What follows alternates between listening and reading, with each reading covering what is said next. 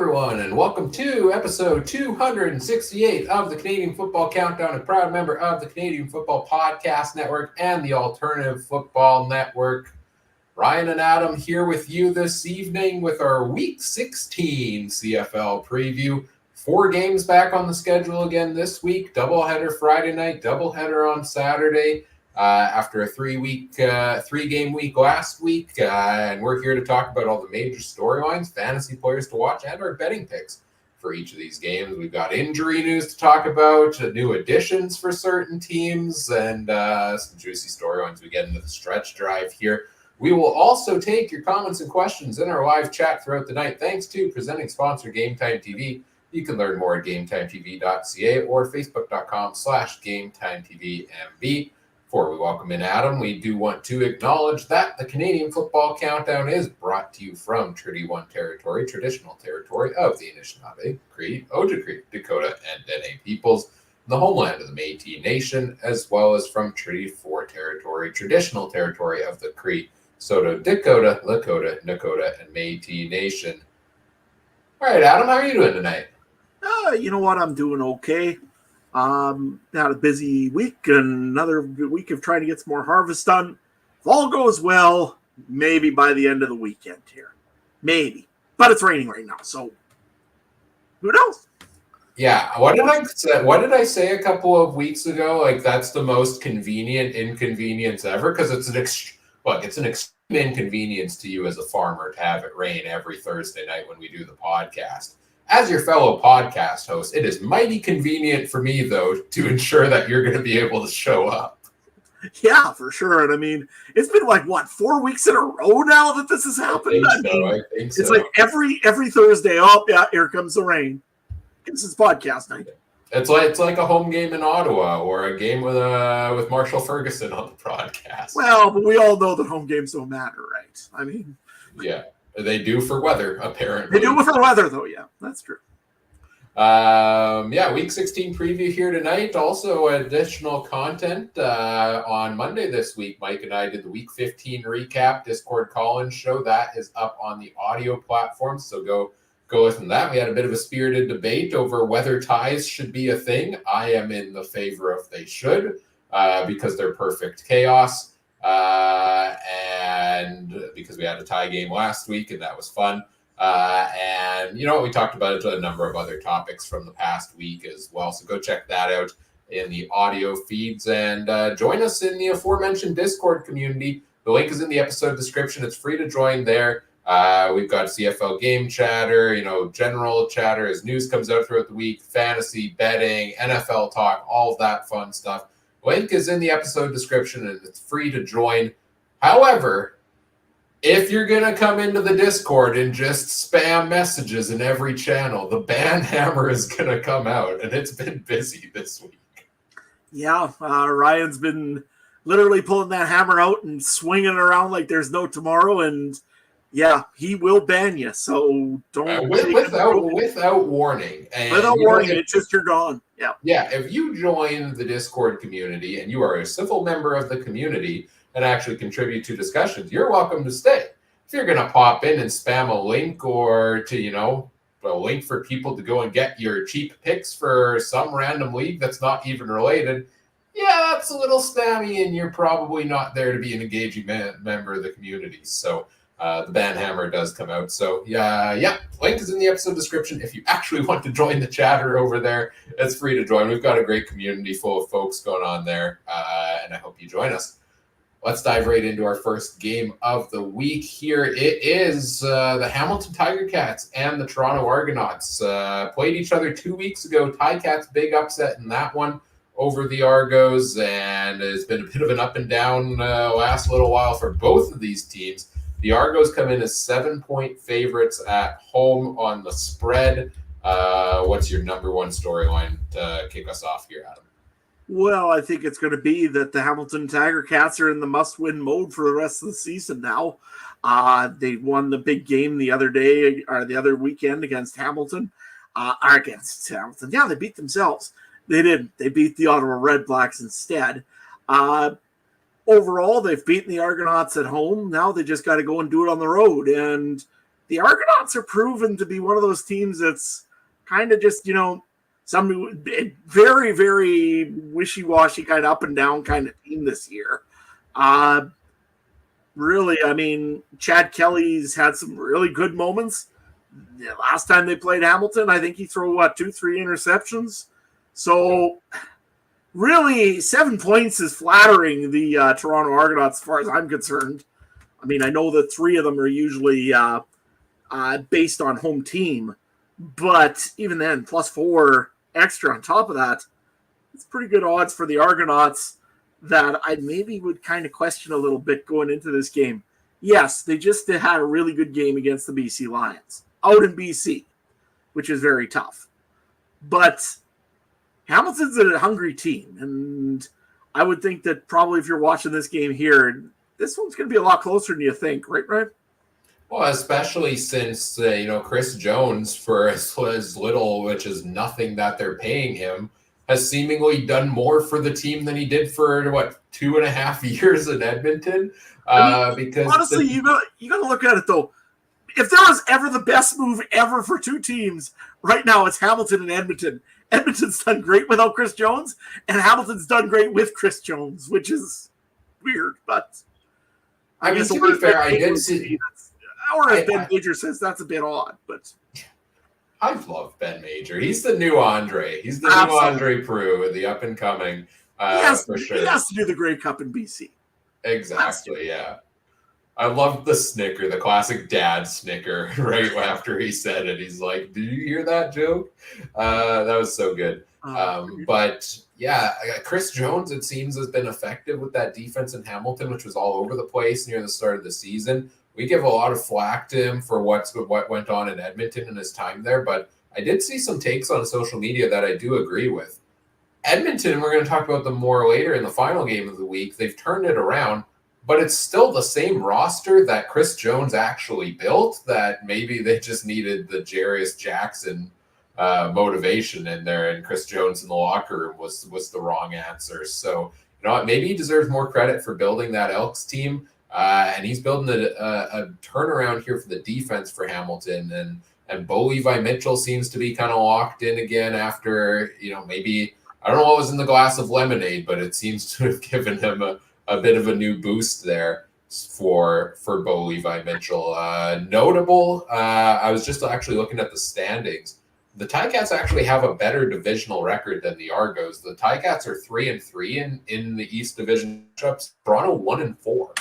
So they've really struggled against their divisional opponents so far this year. So we'll see how that plays into things here. But yes, Toronto looked good last week. I thought their offense started slow, and that game could have been more of a blowout than it was. But it was in that first quarter where BC didn't do anything, and Toronto was held to 3 straight field goals. I think Liram Haralahu kicked 6 of them on the night. So still looking for a little bit more of that efficiency from the Argos, especially early on in football games, because that's what got them into the hole against Hamilton 2 weeks ago or 3 weeks ago.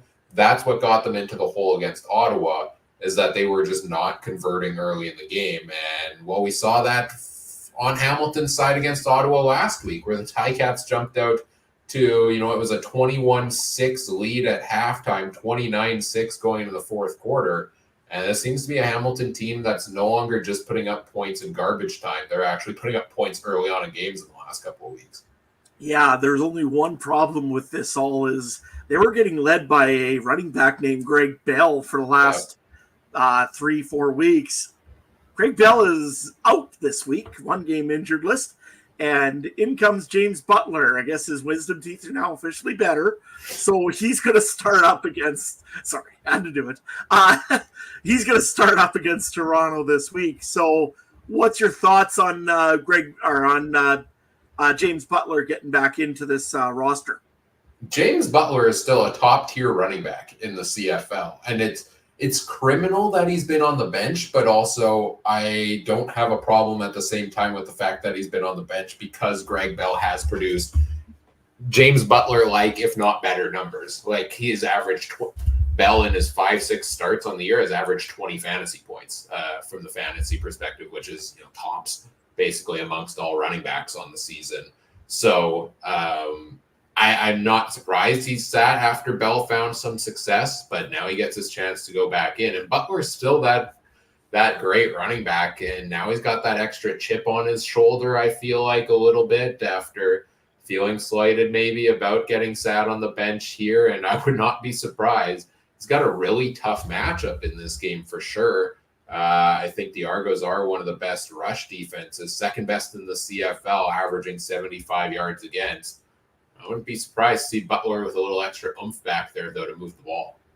Yeah, and I mean, he wants to prove a point that he is still one of the better running backs in this league.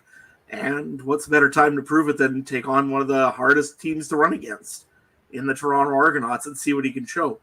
Other players of note for either the Ticats or the Argonauts, and we could probably go into fantasy even already on this. Are you looking at a guy in Toronto? Maybe is Tavares Daniels still the guy to look at it with the Toronto Argonauts if you're needing a wide receiver? Yeah, if we're ready to go into fantasy, we can jump straight into that. I think we've very succinctly summed up the last little bit for these teams of the Ticats being kind of on the rise, but probably too little too late. And then the Argos have been up and down most of the year. Last week was up. What's this week going to bring for them? Before I talk about the fantasy things, I do want to mention that this is kind of a crucial game, as you talked about in the standings, because if the Ticats lose this, they would be 8 points behind the Argos with 4 games left to play. That's basically it. Like, this is the lifeline for Hamilton. If they win this, suddenly 4 games to play and they're 4 points back of the Argos, and it's not out of the realm of possibility. I think the Argos beating the Lions last week was a bit of a shame from keeping that interesting in the East, because if they didn't, Hamilton would be only 2 points back of them. But the light's dwindling on Hamilton, but they need this win, and that could be, that could shift the landscape here a little bit. You wanted to talk about fantasy, and you mentioned wide receivers on Toronto. Let me pull up my Argos charts on my side screen here. Tavares Daniels, to me, is still the most targeted receiver in that lineup. 10 targets, and 6 targets in his 3 games with Chad Kelly at quarterback, and I believe that was leading the team in most of those days. So I think he's still a pretty favorable guy in that regard.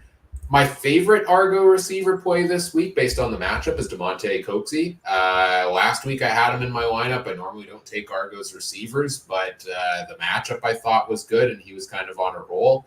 And he was a letdown last week with 4.1 points only, but I'm banking on that comeback for him because this is probably the best matchup available out there. The Ticats give up 17.1 points per game to the starting left wide receiver on the depth chart.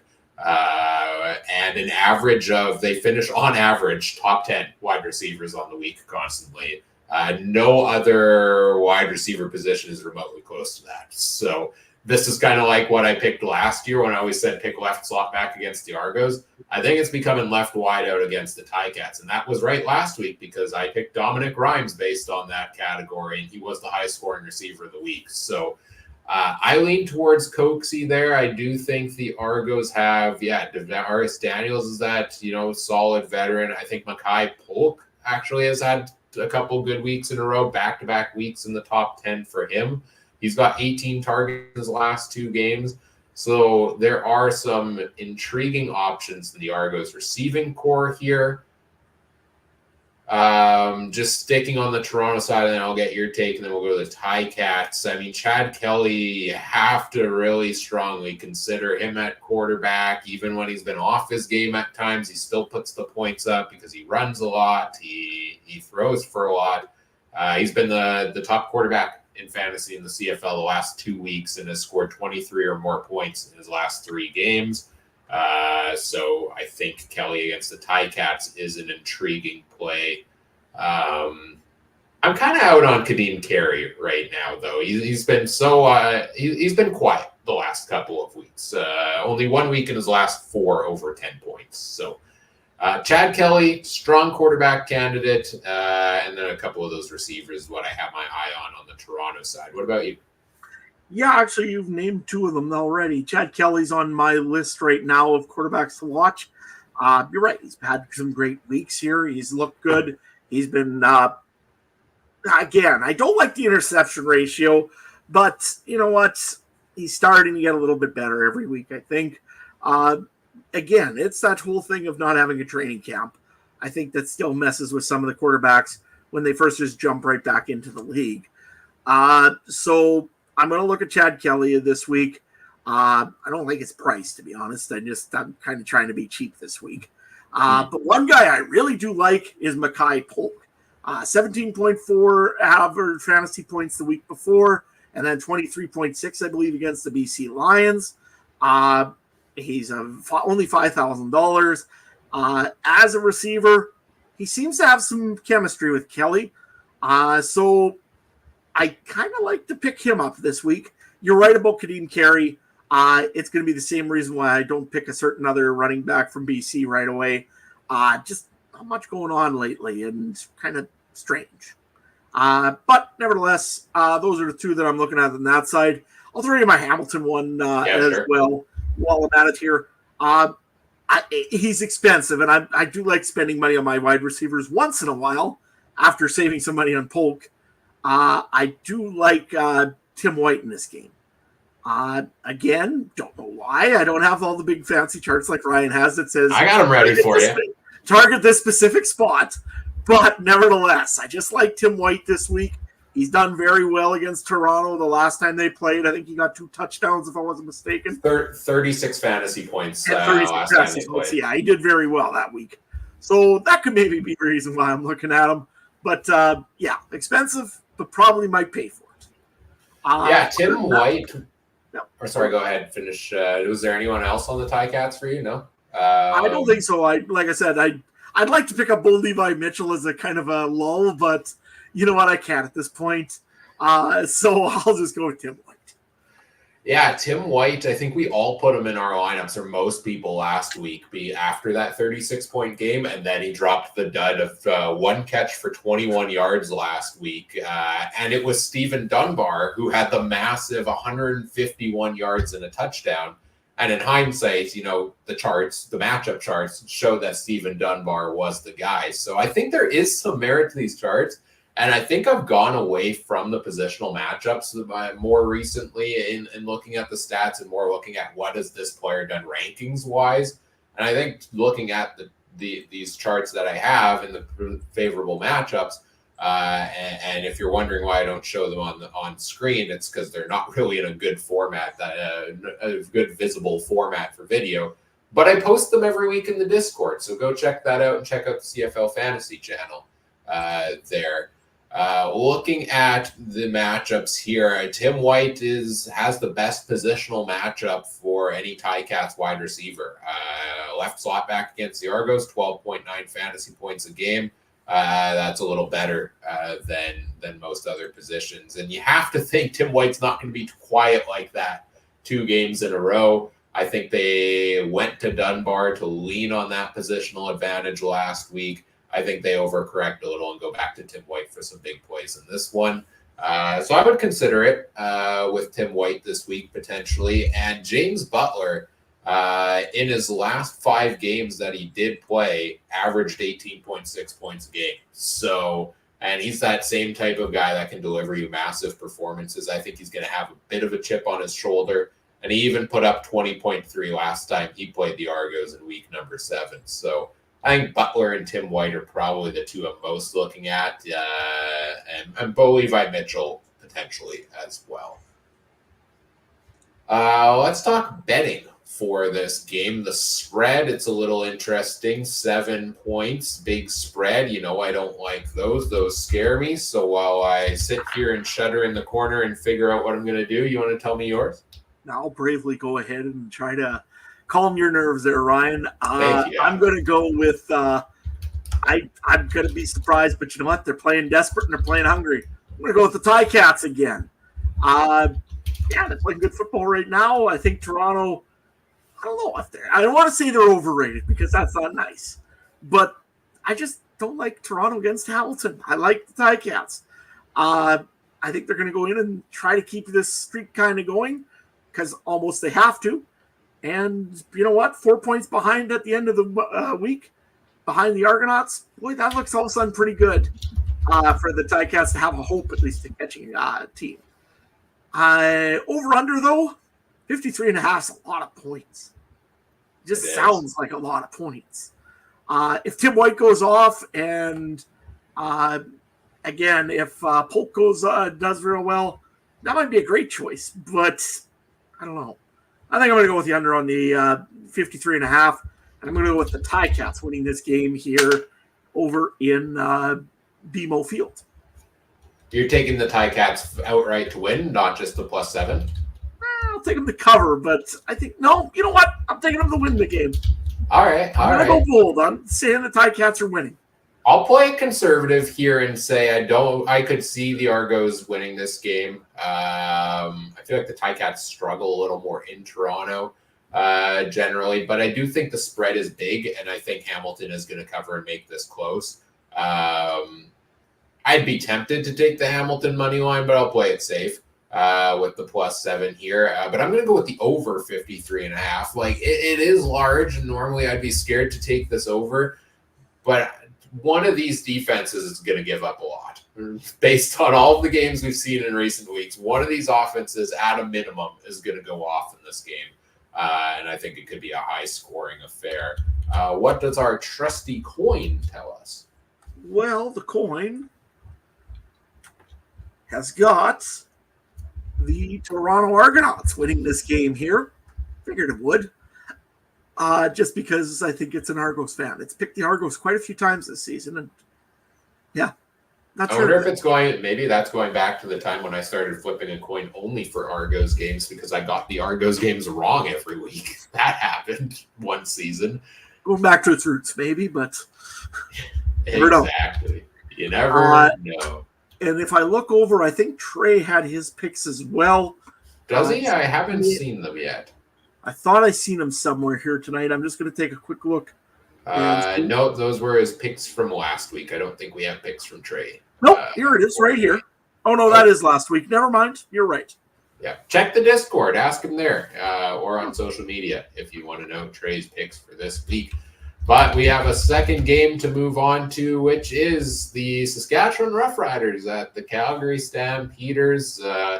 The Stamps tying the Alouettes last week. The Riders were on a bye, and I think the biggest storyline as these two teams meet for the first time this year in week number 16 is that the season series matters because both teams have a tie in the standings. You didn't think you had to worry about your season series with anybody, Adam, but these two now I have to worry about it, Jim. Yeah, these two teams very much fighting for playoff position. And in week 16 now, and then week 21, final week of the season, they'll play each other again. These two teams, they're likely going to be playing for a shot at that playoff spot. So what's most intriguing to you as we get into talking about this one? Well, there's some storylines for both sides here. First things first, I guess I'll go with the Rough Riders. They didn't find an old lineman, so let's go on to Calgary. No, I'm kidding. They did find somebody, though. Oh, yeah, they did find someone when they were looking around, namely a running back. And I think I was the first one to say it all along that if Raquel Armstead was going to go anywhere, maybe it should be the Rough Riders because A.J. Ouellette's hurt and Frankie Hickson wasn't really doing much in the last few games. And sure enough, Raquel Armstead is a Saskatchewan Rough Rider. I've heard it on the old X all week. He's a bad character. He's not a good guy on the locker room. All that stuff. The Riders have dealt with guys like this how many times before? See Duron Carter. But here's the thing: have they dealt with them effectively? I don't know. Corey Sheets was a pain, and they won a Grey Cup with him. I guess. They had to have a guy literally stand beside Corey Sheets at all times, but they did it. Like I said, is it the right answer? I don't know. Probably not. But you know what? You want to start winning games in Saskatchewan. Interesting one, if you didn't hear about it earlier this week. Corey Mace literally stopped practice, dropped a profanity-laced speech on his team, and then ran him into the locker room and made him run out again. So he's not happy how things are going in Saskatchewan right now. As Trevor Harris said, there was a standard that's been set or that's been expected by the coaching staff, and they're not getting up to it. So, yeah, big thing for the Riders this week. A couple notables also for injury-wise. It's not an injury for Roland Milligan. You don't have to worry about him being out for any length of time. He had a baby this week. Just couldn't make it back in time for the game against Calgary. Congratulations to him. Yep, congrats to him and his wife. And then also, so he'll be in the one game. One, though, that I did predict also, Malik Carney. He did get injured against Winnipeg in the Banjo Bowl. He will be placed on the 6-game injured list, which is a very bad thing for the Saskatchewan Roughriders. They really relied on him up the middle this year so far. And, that's not a good spot to be missing guys. Also, Raquel Armstead, half a week of practice, all you need, I guess. Might have been in for the bye week, never know. But anyways, Frankie Hickson out, Raquel Armstead in. So please do not pick up Frankie Hickson and expect to get points this week. Yeah, with Raquel Armstead, I mean, when you start talking about half a week of practice and you start wondering, is that too soon? And, mind starts drawing to Nathan Rourke's return to BC in 3 days and then inject him. This is entirely different because this guy was playing football until 2 weeks ago when he was cut by the Red Blacks. He's a great running back. He has great talent. The question is the character. He got fined twice already this year. He got ejected from a game. He's taken some bad penalties. Seems typical that the Riders of all teams are going to bring that in. I was a little surprised to see him come in, and I thought he would maybe be a 1-2 punch with Frankie Hickson, but he's just taken over the job outright, and Hickson's not on the injury report unless he's on the 6th game, but I don't think he is. And he's off the active roster, and Armstead is in, and that's a great talented running back. He's 4th in the league in rushing with 623 yards. That would be wild. It's not going to happen because he's like 300 back at this point, but that would be wild if he won the rushing race with a different team after getting cut mid-season. To think, though, he could finish, top 3, top 4, probably out of the top 3. I think that's pretty solidified. But he has been a good running back on the field so far this year. He's made some plays when he was in the Red Blacks uniform. And I think that's a good pickup for the Riders here, and pretty much kind of spells that AJ Ouellette's probably done for the year if you're doing that. Yeah, they haven't said it, but it seems like it's probably kind of a conclusion that comes to it. The only thing I can say, though, is also with Raquel Armstead, they should put an asterisk beside it, because right now the Riders have, I think, their 5th string running or offensive line or 6th string. I'm not sure which one.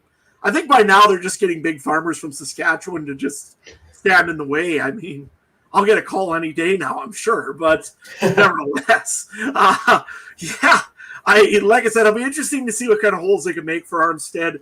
Yes, he's a good running back, but Ottawa's got one of the better offensive lines in the league as well. So it'd be very interesting to see what happens here with Saskatchewan's O-line and how they work with the new running back.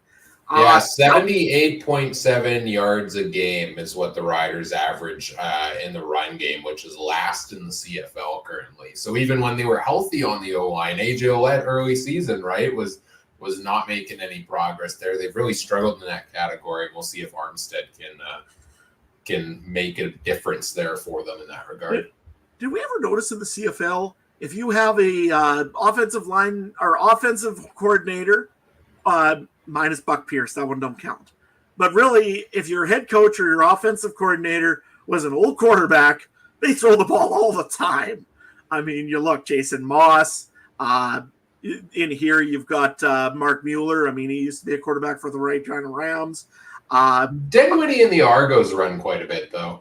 Yeah, and I guess Buck Pierce, I mean, that's all Jarius Jackson does is have his team right now. So. Dave Dickinson, though, well, he still has Jake Mayer or Logan Bonner. Who's he running? Who's playing this week? It's Jake Mayer. Jake Mayer is starting again as he started last week. Let me pull up his stats in that game against he Montreal. definitely looked better against Montreal, but I want to also put an asterisk beside Montreal doesn't look quite right now. So, I mean, if it's the usual Montreal team that showed up, I don't know, but I don't give him credit. He was dipping and diming for little yardage, but it was adding up every time. He'd get the first down when he needed it. Jake Mayer did good. I thought he actually had a pretty good game. He played safe football last week, and maybe they didn't push it as much because they had 9 interceptions in the last 2 games before that. No picks in this one, 236 yards and a touchdown. They gave Dedrick Mills the ball 21 times on the ground for 122 yards. That's an insane workload in the run game in a game where you're not leading by 30, right? Like that's something I feel like we haven't seen in a little bit for them. So, but I mean, Montreal's run defense is atrocious, so that's not a surprise that you're going to run the ball. But Jake Mayer played safe football, and it led them to a tie, and that's a huge tie. Yes, Montreal has now not won in their last 2 games, but this is still the best team in the CFL that you pick up a tie against, and it just goes back to that up and down Argos. We're talking Stamps now. Up and down Stamps team this year that is 4-8-1 and has looked great in some games, but is 0-6 on the road. This time they happen to be at home where they're actually 4-2-1 on the year. So, well, but you got to go and put an asterisk beside McMahon Stadium in this one too, because if there's ever any game that always is, it looks like a Christmas field for this game here, because usually Rider fans travel to Calgary, and this game here is about half green, half red, and it gets pretty crazy after a while. So, it'd be interesting to see what happens here. Yeah, Jake Mayer really did look almost like maybe Matt Nichols is a special coordinator coach at Calgary right now, because he's game managing real well. I'll give him that. But you're right, Dedrick Mills, 122 yards, and I know they did bring in Peyton Logan on a few plays. They were really trying to run that ball, and if they weren't running it, it seemed like there was only really 2 other targets. Was either Reggie Bagleton, who's had a very good last few games, to be honest with you, right? He's played well against Edmonton, didn't get the win in those 2 games. And then last week against Montreal, he had a reasonably good game as well. I think also, if I'm not mistaken, Markham Michel has been the other target really for Calgary in the last few games. Had a little bit of, I think he had a touchdown right off the bat for Calgary. And then, like I said, did have a few more yards. But those are the 2 guys really that Calgary's been looking off. If you're Saskatchewan, might not be a bad spot to put some secondary if they were there. Well, and that leads perfectly into fantasy as we start talking about that, because he seems matchup proof. He seems quarterback proof. Like, they haven't had fantastic quarterback play, but Reggie Bagleton finds a way to do it again last week, where he finished a top 7 wide receiver. That is now 5 of his last 6 games. He's finished top 10, and the only one that wasn't was he finished 11th. And also 2 weeks before that, he finished as the wide receiver 2. 10 or more targets in 5 of his last 6 games as well. Reggie Bagleton is pretty much a lock almost any given week, I think, to put into your lineup. Not only that, what do the positional matchups say in this game? The Riders tie with BC for giving up the most in the league to the slot back that lines up right to the right of the quarterback. That happens to be where Reggie Bagleton plays. It's one of the, it is actually, I think, one of the best positional matchups for the Stamps is that Bagleton spot. So I'm high on putting Bagleton in your lineup. I think he's still the only Calgary receiver I really look towards. Mark Michel, he had a good game last week, but he was shut out the week before and hasn't had a ton of great games this year. And Dedrick Mills is intriguing as a kind of safe floor play if he's going to continue getting that heavy workload. Yes, the Riders have one of the best run defenses in the CFL. They do have the best run defense in the CFL at 73.3 yards per game allowed. But Dedrick Mills has put up 11 or more fantasy points in his last 5 games, which is pretty consistent. Only thing is, he still doesn't have a touchdown on the year. So if the Riders shut down the run game, then you're really hoping on him to get involved in the passing game, which I think there are other running backs. He hasn't been bad in that category, but I think there are other running backs you're probably relying on that are more reliable there. So I think I'd avoid. I might be a bit out on Mills, even though he is pretty consistent, but he is in that kind of second tier of consideration on the Calgary side for me. What do you got? I got two players essentially this week. I really do like, and again, if you're looking for a cheap running back that's probably going to get a few plays in this time, Raquel Armstead isn't a bad choice. I don't like the offensive line in front of him. It's the only thing that scares me. And the fact that we don't run the football very much in Saskatchewan until we're desperate and we need to run the football. Seems about that's when we start. Sometime in the third quarter, he should get a few yards, and then they'll have to go away from it if they're behind. Raquel Armstead's one. I looked at Trevor Harris. I thought about it. I said no, just because the inconsistency lately with the Rough Riders offense. It's just, I don't know. I can't really trust much of my own favorite team's offense just because they're all over the place. And again, same thing with receivers. Yeah, 1 year we could check. It's what do you call it? It's Johnson that has the big yardage. 1 year or one time it's what do you call Sean Bain Jr. Could be Sam Emelis. You don't know who's getting. They could be even Schaefer Baker. Schaefer Baker traditionally does good against Calgary. Yeah, that's true. That one there seems to just whoever number 89 is on the, Calgary or on Saskatchewan's team, whether it was Chris Getzlaff, now Schaefer Baker, they all seem to do good against Calgary. Yeah, I don't know. That number there just seems to be lucky against them. But nevertheless, I mean, if I'm going to have to be forced to take a wide receiver in Saskatchewan this week, probably it'd be Schaefer Baker. But yeah, other than that, there isn't really a whole lot in this game that I'd like to take. Bagleton, you've explained before. I mean, if I was taking a receiver in Calgary, definitely it's Reggie Bagleton. Right. And like I said, Jake Mayer, same reason as Trevor Harris. You just don't know what you're going to get on any given night.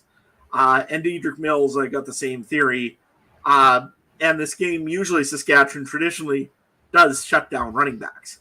So, I don't know. Like I said, Schaefer Baker is probably a little bit safer of a pick, maybe. And I do like Raquel Armstead. And that's mainly because of the dollar amount that you're spending for what you are getting maybe for a running back. Yeah, $6,000 for Armstead as the starting running back this week. The Stamps give up on average 14.5 points to starting running backs, third worst in the CFL. So that's a good matchup for Armstead. I like that at the price for sure. Question is how much. I think I'd be more concerned if Hickson was still in the lineup as well, because then are they going to do the 1-2 punch? And Bertrand Hudon might get some carries in there, but I don't see it quite as many. Had to double check the depth chart because the Riders seem to just move wide receivers around every week. But the one in the spot I like the most is Keyshawn Johnson at left wideout, where the Stamps give up 14.5 points to starters per game. That's 4.5 more than any other receiver position against the Stamps. So it seems like they're particularly vulnerable there. Also, Keyshawn Johnson in Game Zone Fantasy is $2,500.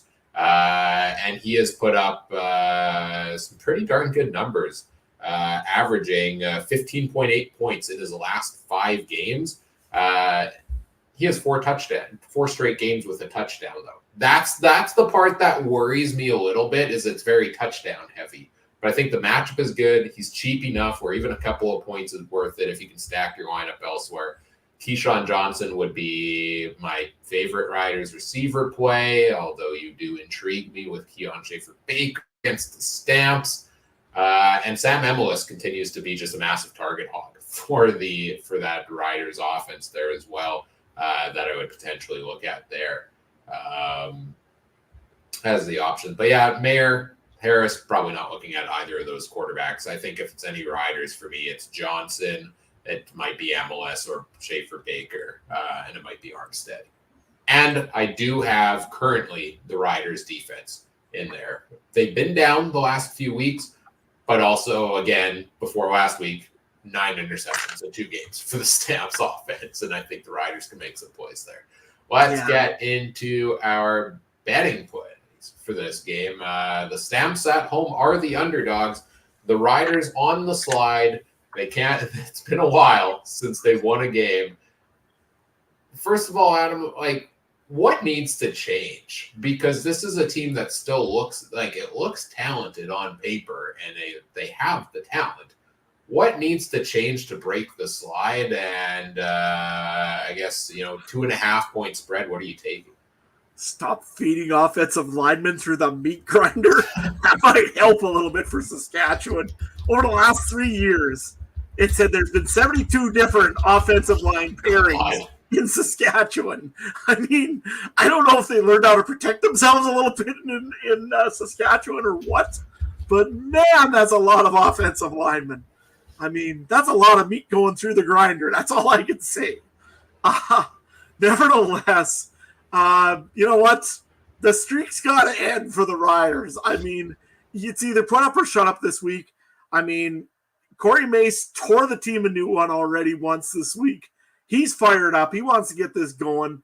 And I think, like I said before on this team, I think maybe finally he's figured out we don't want to play to not lose. We want to play to win. I hope they figured this out already for Saskatchewan. They got a different running back in.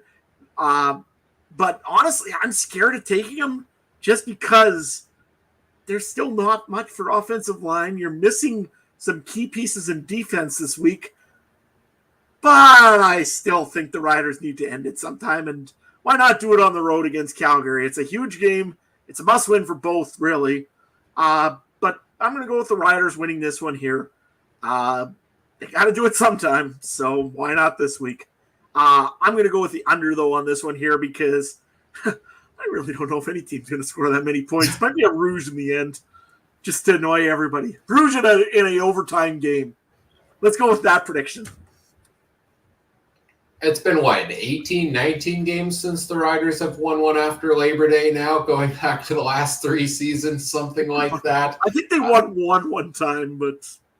I think we're on a streak of 18 straight, the last 2 years, and then so far this year. And we are right against 6 games, so, I mean, that's been like the record for the last 2 years, too. So. Yeah, exactly. So... of these 2 teams, I have no faith in either of them to win. Do I pick a tie? It's tempting to pick the tie, honestly, but I'm going to take Calgary because they're at home in this one, and I think it's going to be a close enough game. So I'm going to take Calgary to cover the spread. I think you took Saskatchewan, right, and just filling that in. But I'm going to agree with you on the under at 50.5. I don't think these teams are scoring that many points in this one. I think they both had their fair share of struggles in that category lately. So I'm going to take the under there as well. But Calgary, I sometimes have faith in their ability to win a game. Like, it's a toss-up. Any game, either they're going to extremely let me down or they're going to surprise me and win. The Riders, they're just going to let me down. So I'm going to take Calgary. What does the coin say? The other point also that I wanted to make on this game, too, Calgary gets off to really good starts. The last few weeks, they've been getting off to really good starts. The Riders are horrendous for getting off to bad starts. So, yeah. But the other thing is then the second half, Calgary tries to hang on to win. So, I don't know what's going to happen. Let's see what the coin says. Boy, I almost dropped it that time. Just Calgary Stampeders are going to win this one. Might be a Rider coin, but right now it's a Trader. I like the coin. It's a good man. Good piece of metal. Yeah. Good piece of metal. I don't know what you call it. It's stamped with the Rider logo. How could you not take the Riders? I don't know. It's the most unbiased one on the podcast. All right, let's get into our third game of the week, which is Montreal Alouettes facing the Ottawa Redblacks. Both of these teams coming off of disappointing games last week. Ottawa losing 37-21 to the Ticats. The Alouettes having that 19-19 tie with Calgary. Going back to earlier this year when these two teams played, I believe that was back in week 3 where the Alouettes wiped the floor 47-21 with the Red Blacks. But these are the top 2 teams in the East Division, arguably the top 2 teams in the CFL. But they've both been perhaps on a bit of a slide lately. What intrigues you about this matchup? I think Ottawa, you know what? They were playing a team that was real hungry last week. And they had to come in and try to prove that they could lock up a playoff spot. A little bit of pressure with that didn't work. But you know what? Now you got the top-rated team in the league pretty much coming in. They haven't looked great either. Last week, I'll start with Montreal this time. Last week, Montreal just did not look like a team that was playing. It looked like a team that was just, I don't know what it was, to be honest with you. Cody Fajardo looked okay, but he was seeming like he was just had 2 targets on his head. Julian Grant was one of them, and I believe it was really just him. He had 11 targets, which was more than Rambo Sneed. It was as many as Rambo Sneed, White, and Speaker combined. So all of the Grant had as many targets as all the other wide receivers, and Walter Fletcher had 3. So. Yeah, fair enough. Walter Fletcher's still going for that receiver, top receiver award. I know. Oh yeah, I got to go look up the updated stats. I think he's slipping. You know, I'll save the stats this week because it wasn't as impressive. But Fajardo looked okay, but it just, again, quick targets over to Julian Grant most of the night. Calgary did a good job of blocking him up a little bit there. I was quite impressed actually with him. Demario Houston looked better, but they got to go and start circulating the ball around a bit more. Tyler Sneed's back. You just said it. He had a few targets last week. Nothing worth really mentioning. Cole Speaker, I don't think they threw a ball to him until the 4th quarter. Not till overtime. He got one target in overtime. Yeah, so that's what I'm saying. I mean, Cole Speaker's way too good to be kind of leaving just sit there for till overtime. And even Charleston Rambo, potential rookie of the year, and you really didn't use them much. I mean, I'm not sure what the game planning was against Calgary, if they just thought they'll fall over and we'll just burn them. But nevertheless, it didn't work good for the Montreal Alouettes. And even their defense. I think they finally got exposed a little bit on the run by Dedrick Mills. Yes, Dedrick Mills had, 20-plus carries, which is piles. But, I mean, Beverett couldn't stop the run. I mean, lots went into Darnell Sankey, it seemed like. So, I mean, that's already getting into your linebacking core. It was not a good running defense by the Montreal Alouettes. Their passing defense looked okay, except for against whoever was against Reggie Bagleton, because he was still making some plays. But really, the Alouettes didn't look like the Alouettes that we are kind of used to being scared of, did they, Ryan? Yeah, the defense taking a step back. I think I called their run defense before atrocious, and well, it kind of is 114.2 yards per game allowed in the run game, and teams have been leaning on that because the passing defense has been a lot stronger. But I feel like that's maybe slipping a little bit in the last couple of weeks as well. Like you go back, now they're at 252 yards allowed per game through the air, which is still good. It's second best in the CFL.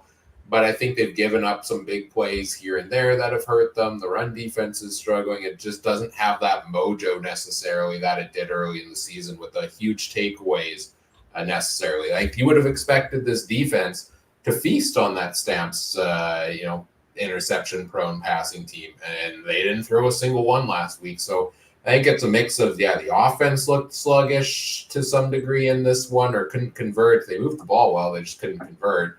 And the defense, still locked it down pretty well, but is giving up chunks of yards at times.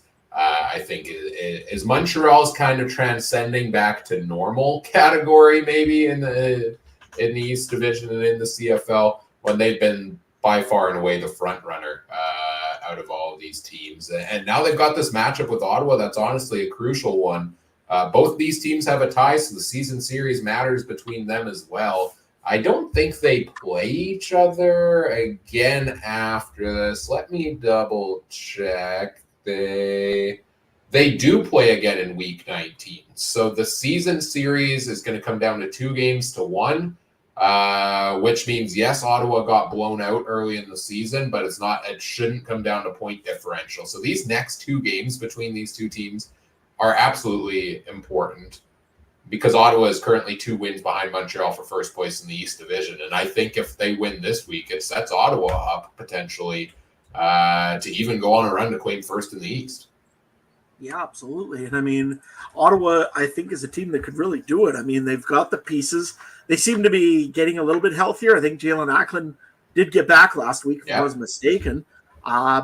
Yes, they're still missing a piece here or there, but overall, that's a pretty good offense that you're facing this week in Ottawa, and I think that they'll be pretty strong. And their defense did take a little bit of a blow this week because Adarius Pickett is now out for the season with knee surgery, I should say. It's taken a step back, but I mean, they still have some very, very good defensive backs on that team that can make a pick at any time. Honestly, I like Ottawa in this game here pretty decently just because of what they have. Plus, where do they keep finding running backs? I mean, yes, Jamal Morrow got hurt. Yes, he got rid of Raquel Armstead, which everybody said, what are you doing? All of a sudden, the new running back has just done just as well as anybody. Yeah, Kalen Laborn has looked pretty darn good. This is the year of new running backs in the league, I guess. I mean, you've got Greg Bell, you've got Raquel Armstead. By the way, he's a rookie still. I don't think he was anywhere last year. You've got Laborn, as you just said. Boy, there's a lot of good running backs in the league that are just starting and later in the season. I said also Kyrie Hill there, I think, as well. Kylan Hill, yeah. Kylan, sorry. Javon Leake showed that he could be a running back, full-time running back in this league. There's the other guy there from Edmonton, not Kevin Brown. Justin Rankin. I mean, there's a lot of good running backs in this league. So finally, Mike's saying of dime a dozen definitely does hold up. Yep. Yeah, absolutely. Yeah, you want to run to fantasy? I think both of these teams here, it'll be a fun game to watch this one because it's going to be a battle for, you're right, for the first place. Could be the battle for first place soon enough. Won't get you in first if Ottawa wins, but hey, you know what? You got to win it to have any chance. So. Yeah, we can dive into fantasy because I think there's a bunch of exciting options to talk about. Kalen Laborn is currently in my lineup as one of my running back options this week at $4,500. Massive steal there for a guy that has finished as the running back 2 and running back 4 in his last 2 games. He has been getting involved through the air for at least 4 catches in each of them. He's gotten 10 plus carries as well. He's getting the workload, and we saw what Mills did against Montreal last week. They give up 114 yards on the ground per game, and if he's getting some workload through the air at that price, I'm very excited to get it, especially with, Drew Brown has had his up and down games. Now he's got a tough matchup against Montreal where they really just shut him down hard early in the season in that week 3 matchup. Are they going to be passing or are they going to be leaning on the run game? And I think they should be leaning on the run game. I don't like Drew Brown as a fantasy option against this Montreal defense. He's been too hot and cold for me. 1 week he's the quarterback 3, 1 week he's quarterback 8. I don't like that. But their wide receivers, I'm even tempted sometimes against Montreal to take one of them. Dominic Rhymes has been a top 2 receiver the last 2 weeks, 23 plus points in both of them, 14 targets, 11 targets. This is the Dominic Rhymes coming out party finally that we were waiting to see early this season when he re-signed, and he's at 782 yards on the year now, and I think Rhymes could hit his 1,000-yard season like he did back when he was with the Red Blacks a little bit ago. Jalen Acklin has actually been one of the most consistent receivers in the CFL.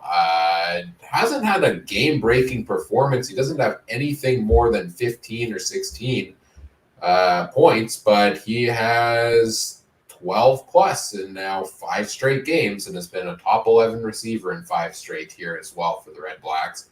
I thought it was maybe only a Jeremiah Mazzoli thing.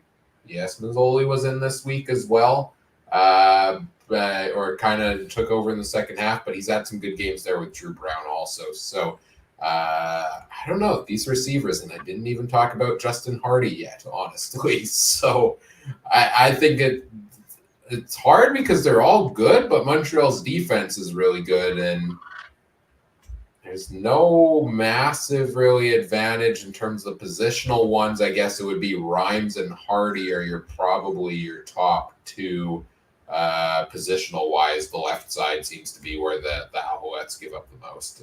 What do you have from Ottawa? From Ottawa, I mean, I've got their running back Leyburn. I mean, Montreal's proven again that their defense is really not that strong against the run game. I did also, because we're talking about Ottawa, I just wanted to answer one thing in the chat there. Armstead is going to run a 600 game run game tomorrow.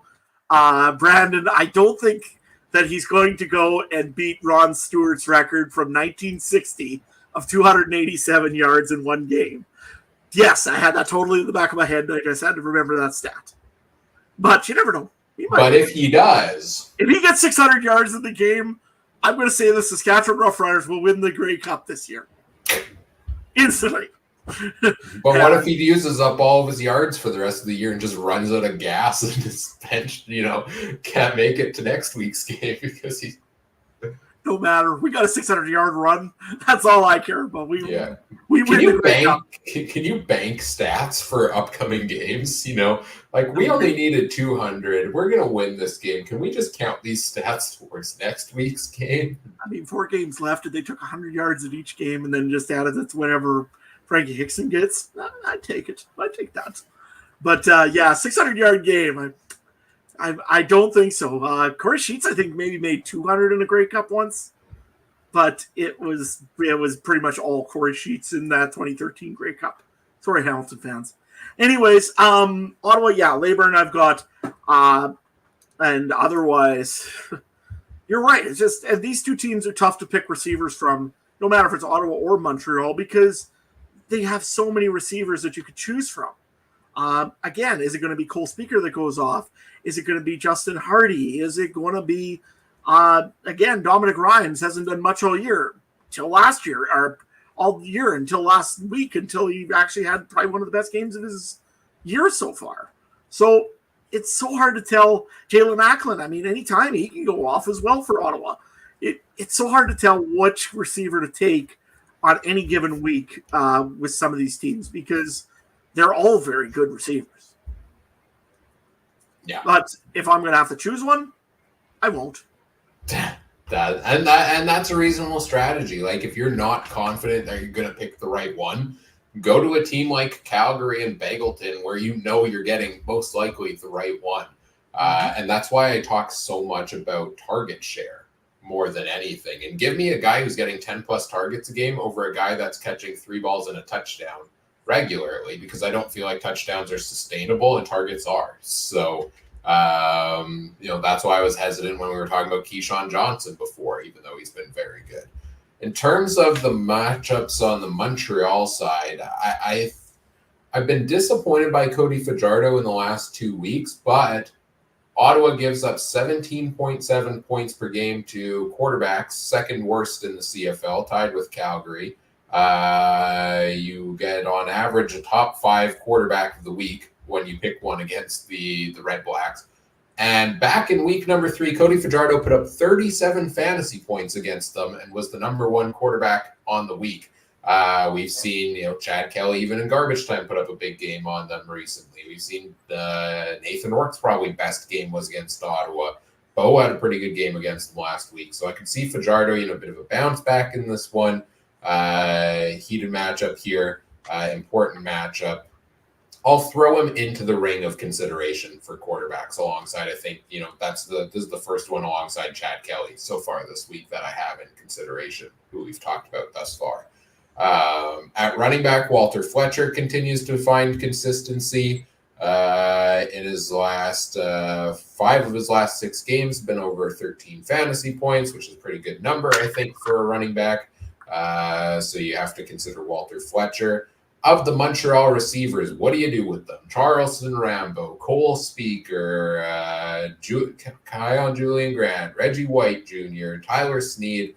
They're all fantastic receivers. Who's going to get the ball the most? I'm going to lean with the guy who has the best matchup, and that is Tyler Snead. As the Red Blacks give up most in the league to the right wideout with 13.2 points per game.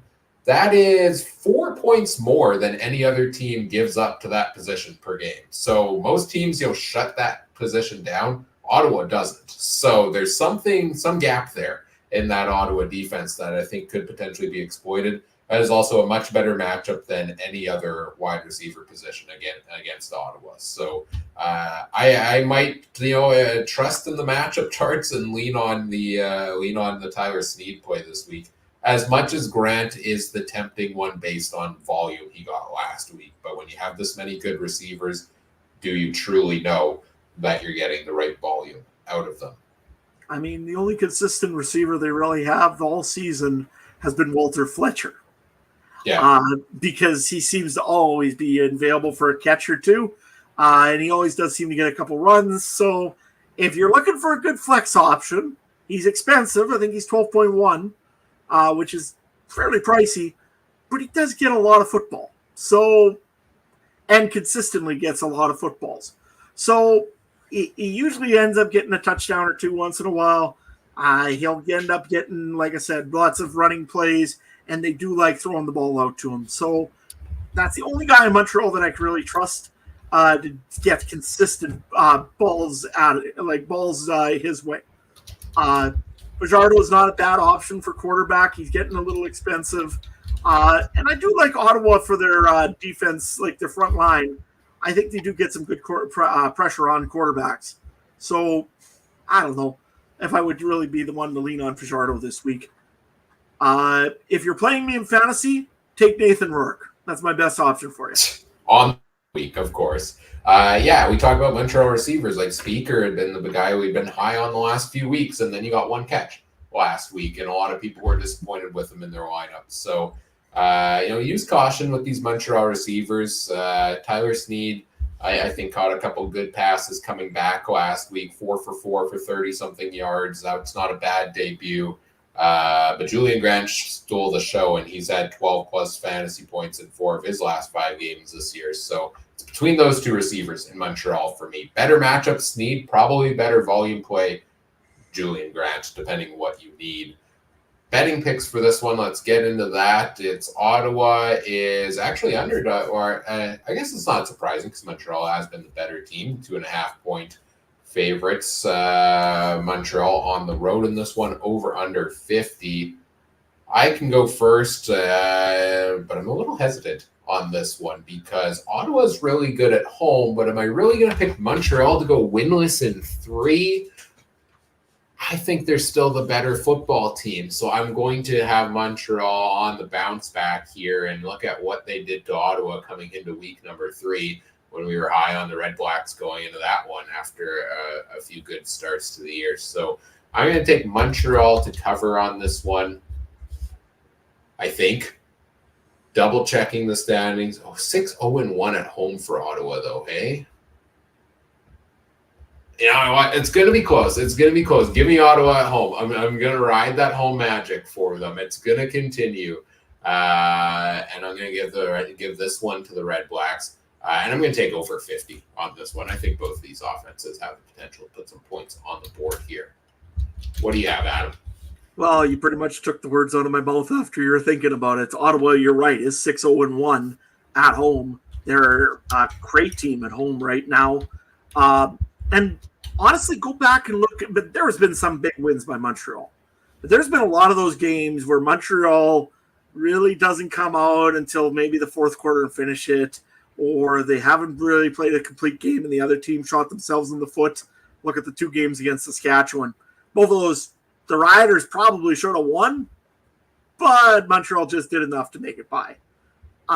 If they come in there like that against Ottawa, Ottawa's going to hand it to them. And I'm sure they probably remember earlier in the year when Montreal took it to them in Percival Molson.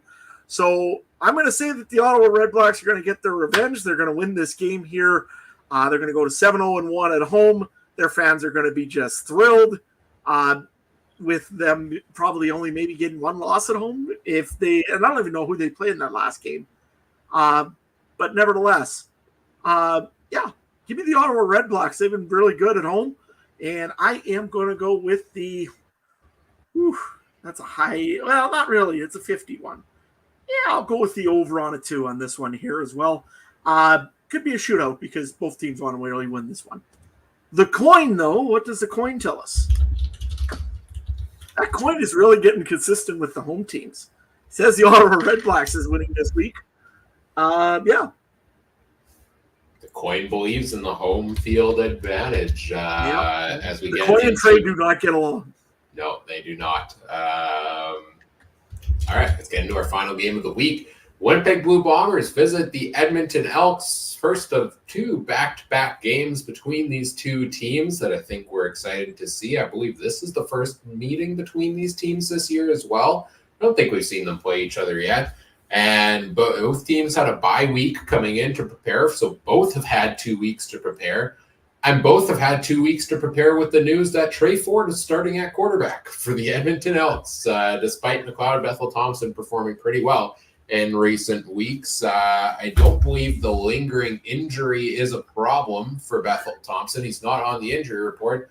He's just benched for one Trey Ford. We talked about it a little bit last week, but what are your thoughts now after another week to think about it on the bye of Edmonton going with Trey Ford here? I'm sure probably over in Winnipeg, there's a certain defensive player named Tyrell Ford that is waiting for his moment to go and show up a certain quarterback in Edmonton. Yeah, I was stunned then when they said it. I'm stunned that he's going to be – I'm not stunned that he's going to be playing. Don't get me wrong. Trey Ford's a great quarterback. I think he deserves a shot. Am I surprised, though, that they announced this 2 weeks in advance that Trey Ford gets to be the starter again? Yeah. I'm sure McLeod – and you know what? You're stirring up a locker room that was just starting to really get gelled very well, I think. You look, their turnover ratio is the tops in the league. Where'd that come from? This team here on defense is just crazy all of a sudden. They've got an identity as a running team. Back in the day, we used to pick against them every time they had a running game.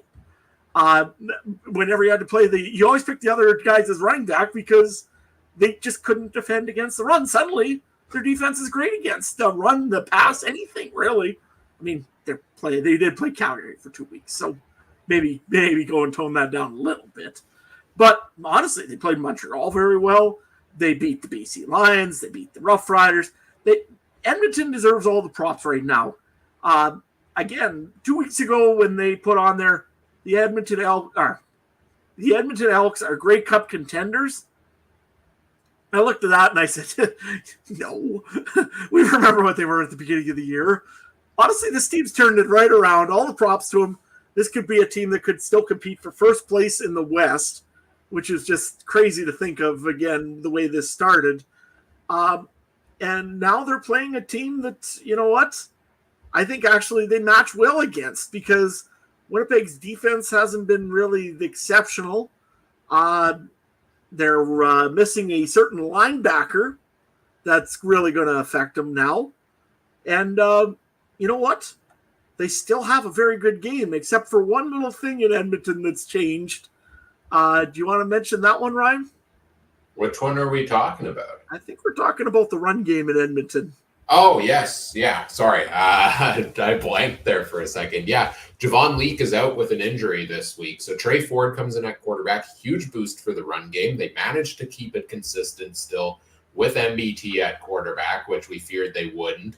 And they've kind of run with the three-headed monster the last couple of weeks. Or really, it's been the two-headed monster of Javon Leake and Kevin Brown, with Justin Rankin waiting in the wing for his time and maybe getting a shot when it became garbage time to get some carries in there. Now Javon Leake is out. We're waiting. The game's on Saturday. Tonight is Thursday night, so we're waiting till Friday to see the depth chart. I imagine Kevin Brown slides in at 1, Justin Rankin slides in at 2. But I would probably expect both of them to get carries, and I would probably expect the Elks, much like we were talking about against Montreal, against Winnipeg, you run the ball early and you run the ball often. because they give up, 90 to 100 yards a game against the run. They've shut down the pass pretty well this year. They're a little bit more susceptible to it in recent weeks. I thought they've given up some bigger plays at time, but they still force those turnovers. And Trey Ford's not a passing quarterback. I think he's developing as one. He's getting there in that regard of getting a little more accurate with his passes, which is nice to see. But he's not going to throw a ton. The most passes he's thrown in a game this year is 22, compared to when McLeod Bethel-Thompson throws, an average of 31 per game this year. So there's going to be a lot more rushing. It's a favorable rushing matchup. You would expect them to lean on that run game. And it sucks to not have Javon League out there. But Kevin Brown was a 1,000-yard rusher last year. Justin Rankin has shown potential. The run game is going to be just fine for the Elks. And I think the bigger thing on that run game matchup is what you mentioned on Winnipeg's side, which is that Adam Bighill is out for the season. And that's a huge loss in the middle of the Bombers defense. As much as you want to talk about, is Biggie slowing down as he gets up there in age, is he making as many effective plays as he's used to? He is the centerpiece of that defense, in the middle of the defense. And a lot of what gets coordinated on that defense goes through Adam Bighill. Yeah, exactly. And I mean, freak accident, unfortunately, it's a knee. He's going to get surgery on it here. I think it was this week or next week he's getting it done. I think it was today he was going for surgery, actually, yeah. Nevertheless, yeah, it's a big loss for the Winnipeg Blue Bombers. Again, linebacking is kind of an important spot, especially for stopping the run. And, there was the talk about Bighill maybe losing his step. I know in Saskatchewan that's almost more the hope than the reality once in a while. But nevertheless, yeah, it's too bad he's going to be missing the rest of this season and playoffs and whatever else. Hopefully we see him back in 2025. The other one that I think has really been kind of a little bit of a question mark on the Winnipeg Blue Bombers is still their defensive line. Willie Jefferson, Hava, they do let a lot of quarterbacks kind of get out and are running around. And that could be a very big problem, especially when you got a guy named Trey Ford in. Hopefully they have a plan for this because otherwise, Trey Ford, you're right about the passing. He's not as accurate sometimes, but that's also pretty tough to be accurate when you're running around in the backfield all the time. I mean, pocket passers are always way more accurate than a guy scrambling around, moving around, doing Houdini tricks, and then making a pass. So you're right. It's hard to take receivers on Edmonton this week, especially guys that are deep threats because of that maybe. But it'll be interesting to see what happens with the defensive line over in Winnipeg and how they address a guy like Trey Ford in the backfield. I mean, the last 2 weeks they've had Trevor Harris. Trevor Harris is not a running quarterback. It's going to be a nightmare. The Bombers struggle greatly against mobile quarterbacks. Give them credit, though. They completely shut down both Nathan Rourke and Vernon Adams Jr., who are two of the best mobile quarterbacks in the CFL. But you're right. They're not generating pressure on the quarterback quite as much. And maybe that's by design, and that's kind of worked for them because their defense has been very good this year. But they have 19 sacks in 13 games only on the year, which is the last in the CFL. So I've talked about this team being the best defense in the CFL, but they give up a lot to the run. They don't get a lot of sacks. They shut down the pass and they shut teams out of the end zone pretty effectively. But I think they are going to have problems containing Trey Ford because the second they don't get pressure on the quarterback, it doesn't matter how well the defensive backs are doing downfield because he's just going to take off and run, and who's going to catch him is the worry there. So I think Ford is the right quarterback for Edmonton to play in these matchups against Winnipeg. I think he fares much better in a matchup than McLeod Bethel-Thompson does against this type of defense. And this is an intriguing Winnipeg first place in the West Division with the tiebreaker over BC and a game in hand. Edmonton, though, only 4 points back of them, and back-to-back weeks they play each other. If Edmonton sweeps this, they're tied with the Bombers in the standings. So Winnipeg's been on a bit of a roll. Intriguing thing this time around is no Chris Streveler this week after he goes on the 6-game, or he's done for the season. And we talked about it. I think we talked about it last week, bringing in Jake Dolegala, bringing in Brian Scott. Is Terry Wilson going to go and do the short yardage work this week? Probably for them. What does that look like for Winnipeg, and what does it look like with Zach Collaros, who really hasn't been consistent this year at all? No, and I mean, if I was the Winnipeg Blue Bombers, I don't even know if I'd use Terry Wilson for doing the short yardage. If I was them right now, I would probably take their backup running back, which is starts with an A. What's his name again? Johnny Augustine. Take Johnny Augustine, direct snap to Augustine, and let him wildcat it in for short yardage. That's what Hamilton does with Litre and what BC does with David Mackey. So why not? I mean, yeah, you don't want to put Brady Oliveira in there. I mean, you don't want him injured or something possibly could happen to him. But put Johnny Augustine right behind the center. Just tell him to go forward. Put your head down, go shoulder down, and just push forward. I'm sure Augustini would love to do it. And you know what? You always then have the threat of going around the whole pile and having a running back really in a wide open territory. So if that, and again, Buck Pierce is pretty smart. I'm sure he's figured this one out. But if I was a certain offensive coordinator, I maybe would be thinking about that. Terry Wilson, though, makes a good backup. And I mean, he is the guy kind of that I think Winnipeg was the highest on, obviously going on a training camp to potentially one day, you never know, replace Zach Collaros. Obviously, Chris Trevler, I don't think it was ever the plan to replace him full-time as the starter because no. But you know what? They also got two good backups in now. Dolegala can definitely sit on the bench for a third string. And he's done short yardage as well. I think Scott's done short yardage. You know what? It's not a tough play. It's literally just take the ball, put your head down, and run and go forward. And when you're Jake Dolegala and you're 6'8", yeah, it's a little easier to just put your arms ahead and you pretty much got the first down. So yeah, honestly, exactly. It's not as big of an issue as Winnipeg. I know Winnipeg is hyping it up. I noticed Winnipeg fans, I didn't bring up the Miles Brown thing, and I still won't. But did you contribute to the GoFund? No, I didn't. But did I like it that it was how late that call or that penalty? No, that was stupid of the CFL. But was it a penalty? I'm not talking about that. And was it worth a GoFundMe for $25? No. Like his maximum fine was a $2,500 game check. I know, ridiculous. The receiving core for the Bombers is going to look a little different this week as well. Drew Wolotarski is now out. I think he got placed on the 6 games. So I would imagine Kevin Sklersius starts in his place. Josh Johnson has been released, which I was kind of calling for like 7 weeks ago. So, I didn't see the mojo there of him in the starting spot for them. Probably just more Lucky Whitehead, I would presume, for Winnipeg.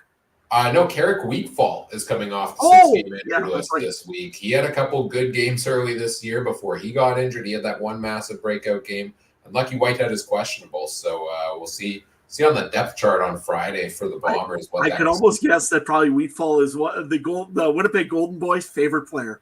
He's certainly got to be up there for him there, yeah. So, we'll see what that receiving core looks like for the Bombers. But let's get into the fantasy matchups here. Looking at let's start on the Bombers side against Edmonton. Edmonton does still have, positive matchups for a lot of receivers, but I'm not trusting a ton of what Zach Collaros is doing in the passing game lately because he has not thrown. It's 3 straight games of under 250 passing yards. He hasn't thrown for 2 touchdowns in a game. He's only thrown for 2 touchdowns in a game once this year.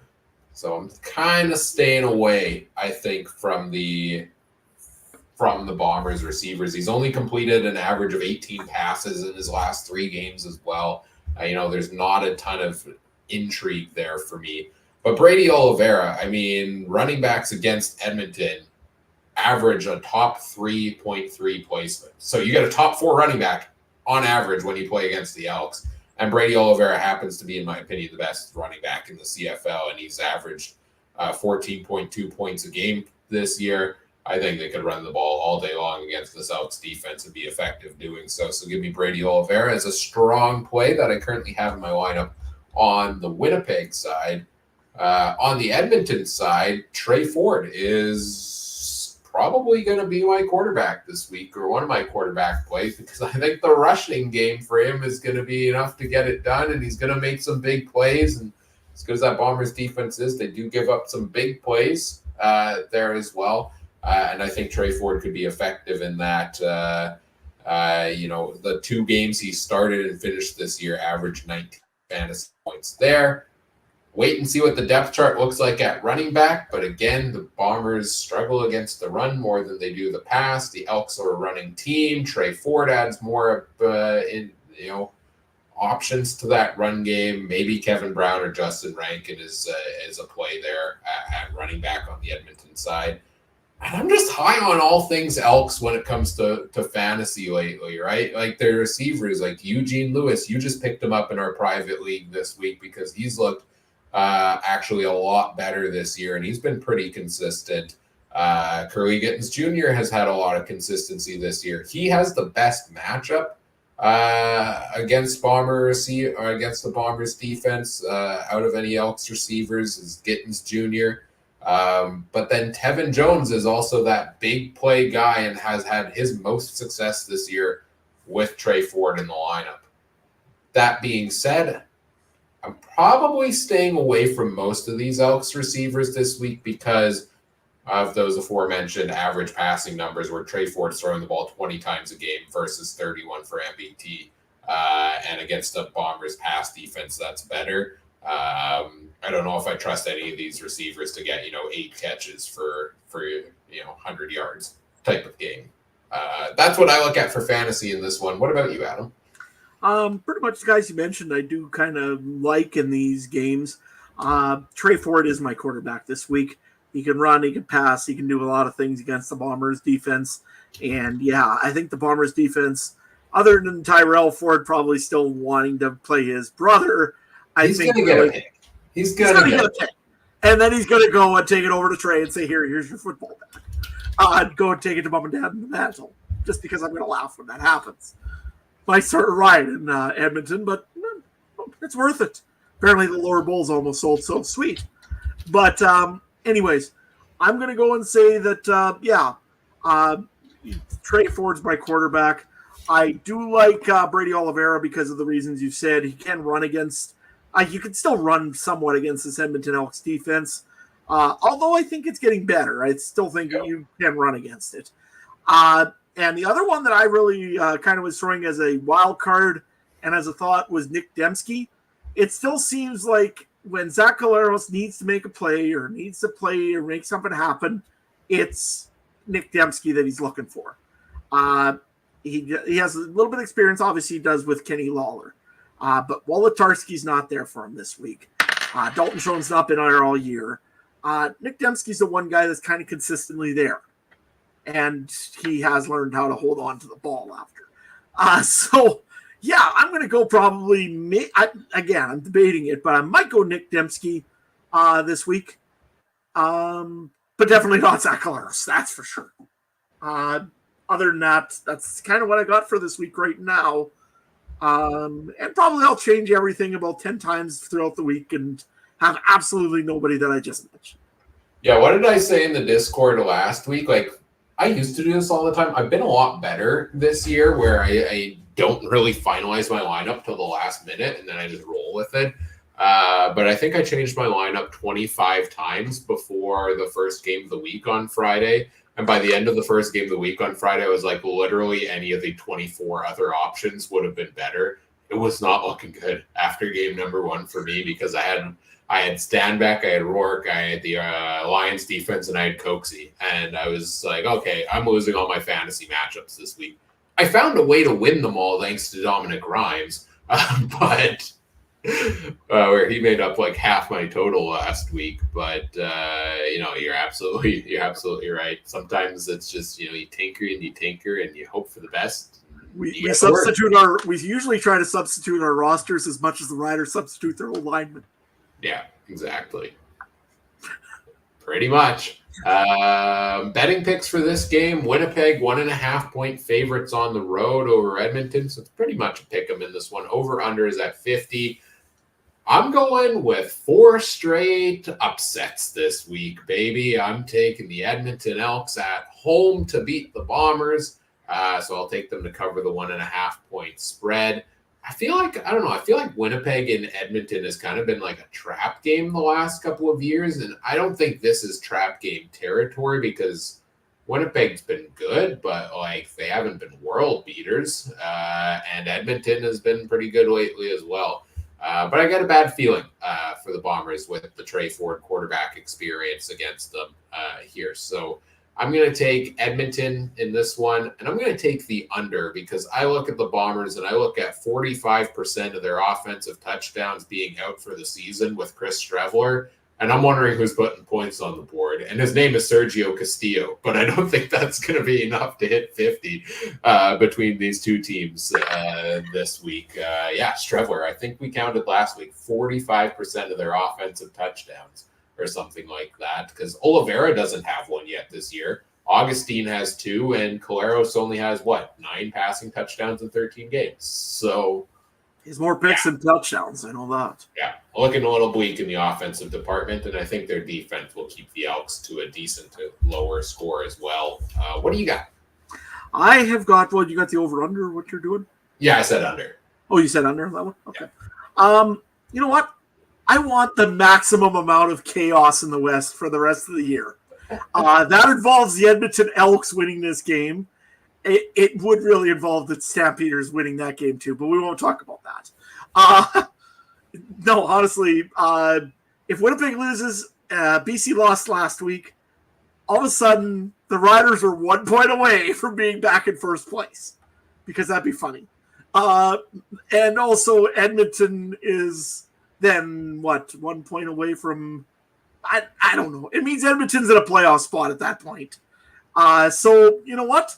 I want Edmonton to win this game just because I want to see them. Not only that, I really want to see them host the West semifinal versus the Riders because that would be just chaos. And that means BC or Winnipeg is out.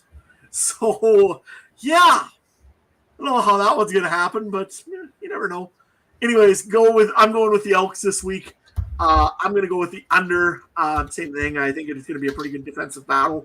Could be a lot of running in this game. So let's see what the coin takes. Is it going to go home streak continue?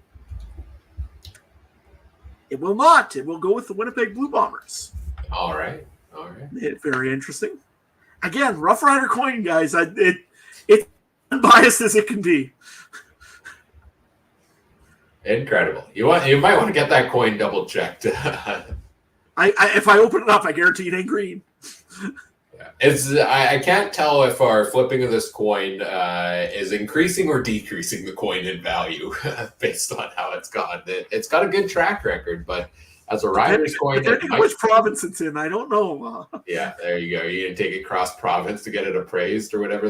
That might not be the right word, but you're taking it over to Russell to bury it. Hey, Russell, Manitoba was on the Amazing Race Canada a couple of weeks ago. Home of John Montgomery. Yeah, exactly. All right, that's it for this week. We've covered all the games. We'll be back again next week with our Week 17 preview. We'll do the same fun things, talk about each of the games coming up next week. And in the meantime, hopefully on Monday, we'll have another weekly recap and Discord call-in show with Mike and I.